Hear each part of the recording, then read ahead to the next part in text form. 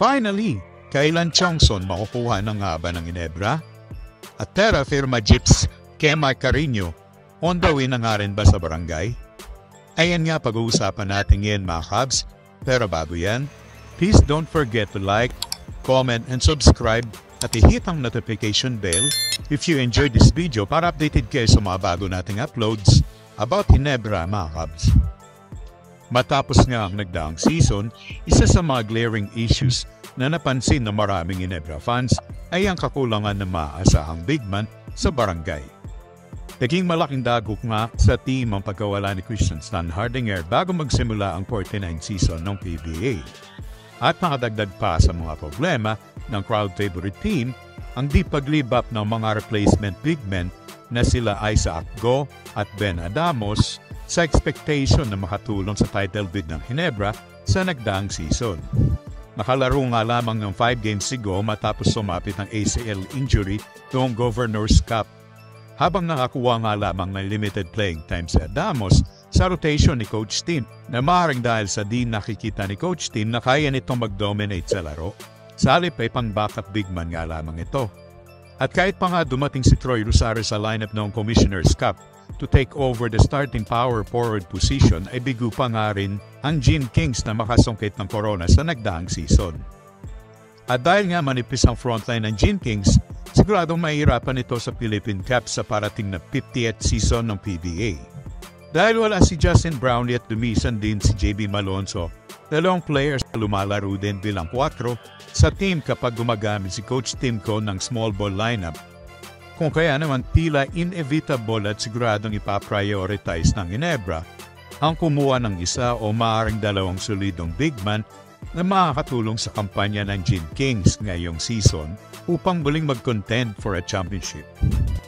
At dalawa nga sa napakalaking chance na makuha ng Ginebra, logically mga Cubs ay si 6'5" Kaylan Chongson ng Rain or Shine at si Terra Firma Jeep Center kay Mark Carino. Para kay Chongson, isa nga itong player na matagal nang naliling sa barangay at may dalawang pagkakataon nga last season para sa Ginebra na makuha ito. Una na nga sa 2024 rookie draft, highly anticipated na sisikwate ni Coach Tim at ng barangay ang high motor forward na si Chongson. Lalo na i-trade nga nila si Christian Stan Hardinger kasama si Stanley Pringle sa Terra Firma a day before ng PBA draft na nagbigay din sa kanila ng pagkakataong makuha ang third pick. But in a surprising turn of events, ang barangay kinuha nga si tila standout RJ Abarentos upang palakasin ang kanilang backcourt habang nasikwat naman ang Elasto Painter si Kaylan Chongson sa 7th pick.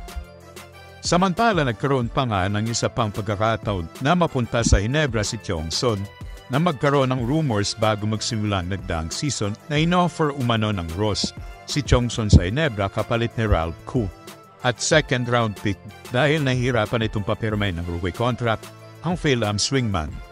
Ngunit, tila hindi pa rin talaga nakatakdang makuha ng Gene Kings si Chongson noong panahon na yon dahil hindi kumagat ang barangay sa nasabing trade proposal. Dahil nga rito, tila hindi magiging imposible na magawa ng paraan na makuha ng Ginebra si Chongson ngayong season kung babalikan ito ang napabalitang trade offer ng Rain or Shine. At maaaring kailangan lamang nila maglagay ng additional pieces to sweeten the pot para kila Coach Sheng sa transaction na ito. Dahil tumaas na ang value ni Kaylan matapos ang kanyang outstanding rookie season at maging isa sa mga vital cogs ng batang kupunan ng Ross. Nabalita nga rin doon na kursunada ni Coach Tim ang Phil-Am Bruiser at ito nga talagang nice nitong i-drop last year ngunit nag-decide nga ang management na kunin si Abarrientos sa halip. Kung kaya naman sigurado matutuwa si CDC mga Cubs na magkaroon ng pagkakataong may coach finally sa Ginebra si Chongson.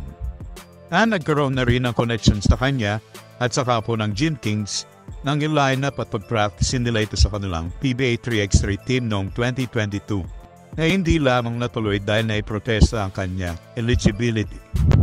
Magiging malaking addition nga sa Ginebra itong mama na ito mga Cubs na nag-average ng 13 points, 5 rebounds at 2 assists sa nagdaang Philippine Cup.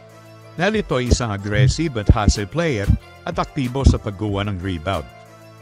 At parang malaking version ni Scottie Thompson na isa ring all-around player.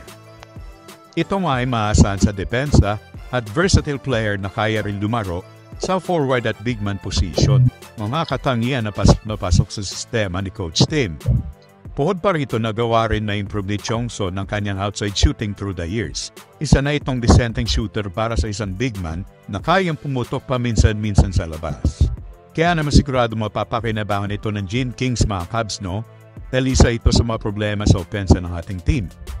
Samantala, isa pa nga sa mga napakalaking chance na mapunta ngayon sa Ginebra mga Cavs ay si 6'8 big man Kemar Carino ng Terra Firma.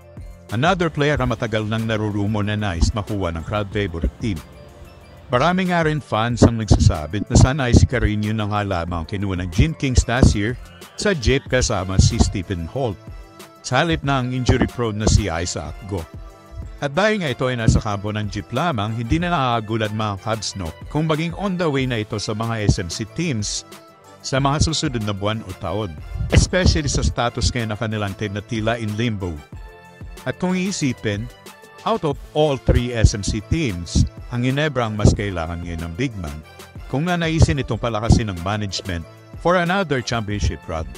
Dahil magre-rebuild pala mga Magnolia under newly installed head coach L.A. Tenorio habang kakasikwat lamang ng kabinato ng SMB na may sapat din na big man depth at tapos kamakailan lamang ay makuha rin si J.M. Calma sa Northport Batanguer. Si Carino isang lanky big man na kilala sa kanyang depensa mga Cavs. Kung sakali magiging malaking tulong ito upang palakasin ang interior defense natin mga Cavs.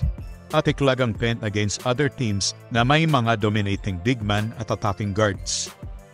Nagawa rin i-develop ni Carino kanyang 3-point shooting mga Cavs at nagpapakita nga ito ng malaking potential bilang isang stretch big. Kaya naman magiging isang matinding weapon ito ng barangay at additional firepower ito sa kanilang opensa. Hindi na rin bumabata si Japet Aguilar mga Cavs at baka mag-retiro na ito sa mga susunod na taon. Kung kaya naman tila magiging magandang kapalit ito in jumping Japet na tila may pagkakalintulad din sa laro at physical frame. Kayo mga Cavs, sino sa tingin nyo kila Kaylan Kyongson at Kemar Carino ang sa tingin nyo ay malapit ng maging kabarangay? O maaaring dalawa kaya sila ang kunin ng Ginebra ngayong season?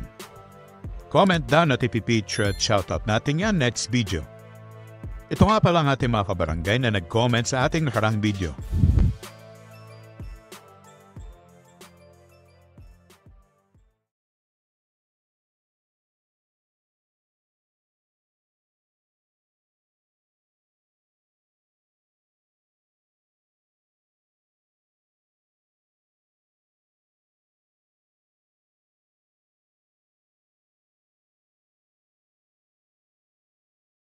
Maraming salamat sa support at shoutout sa inyo mga Cavs. Enjoy this video, please like, comment and subscribe mga Cavs for more Ginebra content.